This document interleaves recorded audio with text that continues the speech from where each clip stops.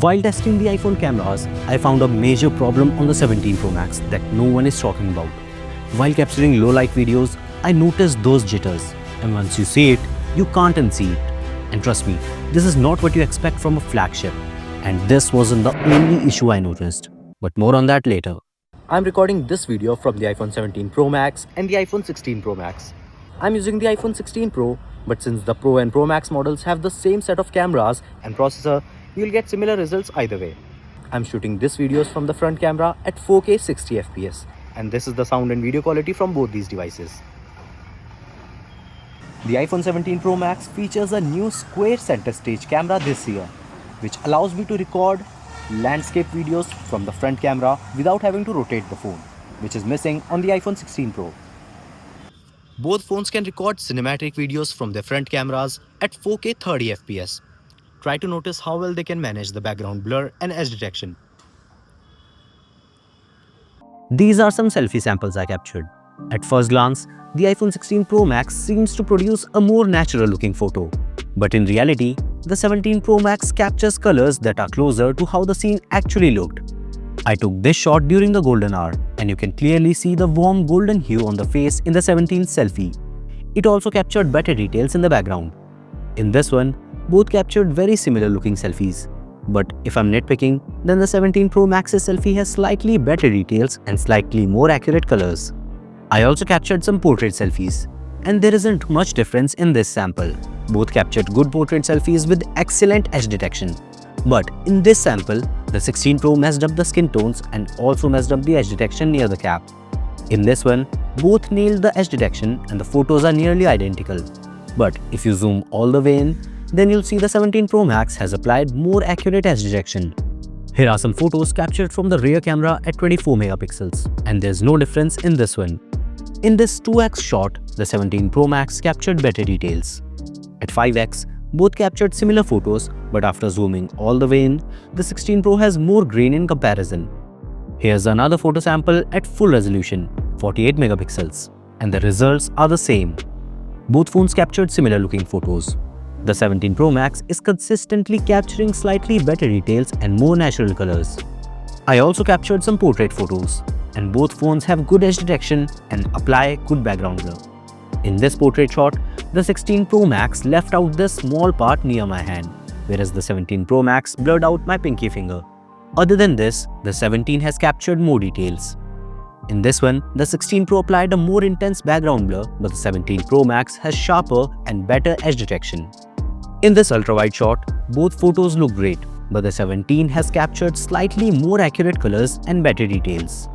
The 17 Pro Max was consistently taking better ultra-wide photos with more details, but then something weird happened. In this particular shot, the 17 Pro Max again captured better details, but it applied a weird spot over the cap. Maybe it was some kind of glitch because it only happened once, but since it did, I shared it with you. I also captured a macro shot, and this is the pollen of a flower. Both phones were able to get really close to the subject, and they both took an amazing macro photo. But the 17 Pro Max captured slightly better details. Same in this one, 17 Pro Max captured slightly better and more detailed photos. I also captured some zoom shots. This is at 1x, this is at 2x, this is at 5x versus 4x optical zoom. And this is the maximum zoom offered on both phones, 25x on the 16 Pro Max and 40x on the 17 Pro Max. Here's another zoom sample. In this 4x and 5x sample, you can see that the 17 Pro Max captured a brighter and more detailed photo than the 16 Pro Max. And at maximum zoom, the 17 Pro Max has less grains, but it has enhanced the colors, whereas the 16 Pro Max captured a more natural looking image. So we are recording this video from the rear cameras of both phones at 4K 60 FPS. And this is the sound and video quality. Let's check their stability.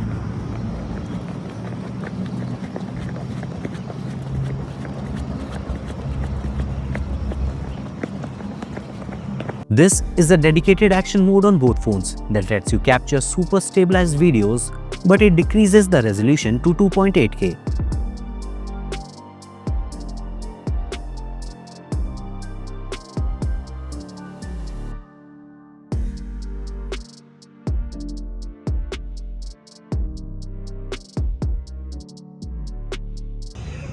both phones can shoot 4K videos at up to 120 FPS. This is the sample from the iPhone 17 Pro Max.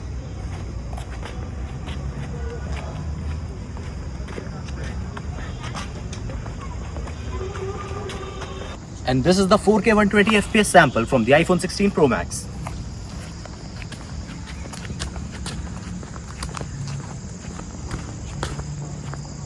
Both phones can also shoot cinematic videos from their rear cameras at 4K 30 FPS.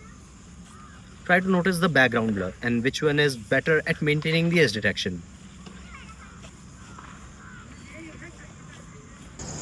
The iPhone 17 Pro Max has a new feature this year.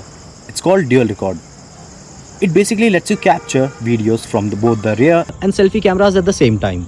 It's a great feature for vloggers.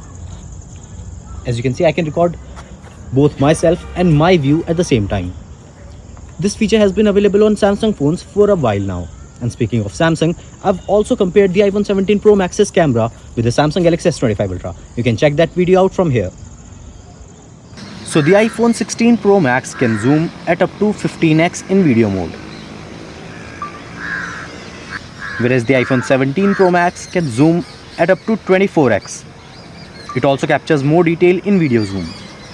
The iPhone 17 Pro Max additionally offers 8x optical zoom, and this is how it looks besides an 8x digital zoom of the 16 Pro Max. I saw a video on YouTube that highlighted an issue with the zoom lens of the 17 Pro Max. It showed that when switched to the 4x or 8x lens on the 17 Pro Max, you get very weird jitters in your video.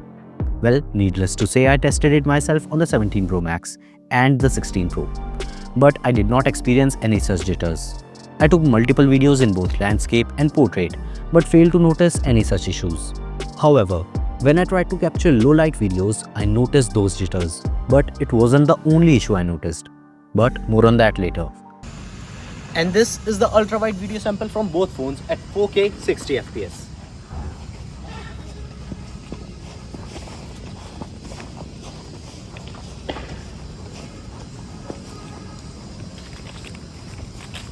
Here is a slow motion video sample captured from both phones in HD at 240 FPS.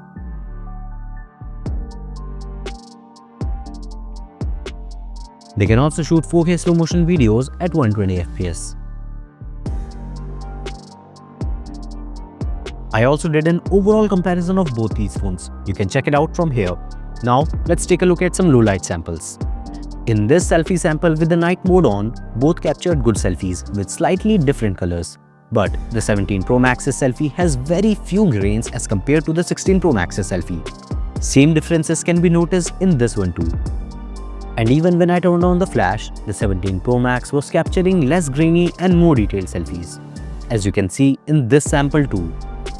I also captured a portrait selfie with the flash, and the 17 Pro Max's selfie is clearly superior to the 16 Pro Max's.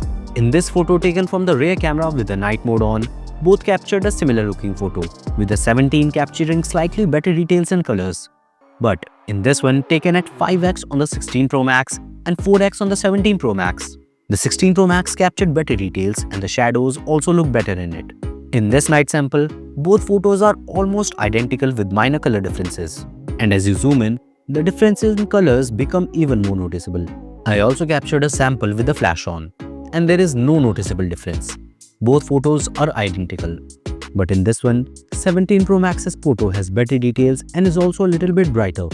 I tried capturing rear portraits without the flash, but for some reason, neither phone was applying blur. They were just capturing normal photos. And even when I tried to capture portrait photos with the flash, both phones refused to use the flash because apparently there was too much light for them to use the flash or the night mode. And since there is no option to set the flash to manual, I could not get proper samples. So here are some indoor low light portrait samples with the flash. Both did a decent job with the edge detection. But I like the 16 Pro Max's photo better because it did not overexpose the image like the 17 Pro Max did. The same can be noticed in this sample. And this is the low light video sample from both phones. I was recording this video at 4K 60 FPS, but I was surprised to see such bad quality on both the phones.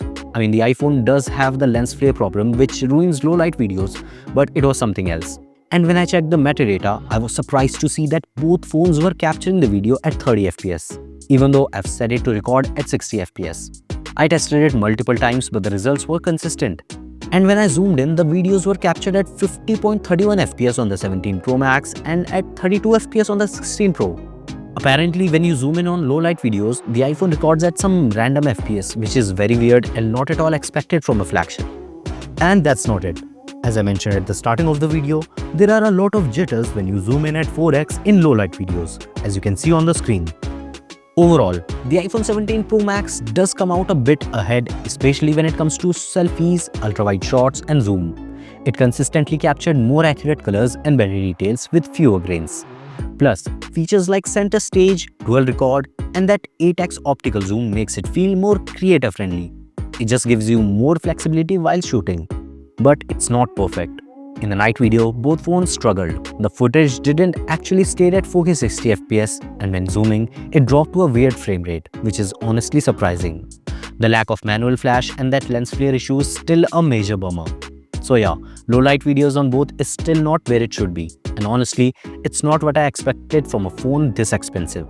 The 16 Pro Max still holds up really well.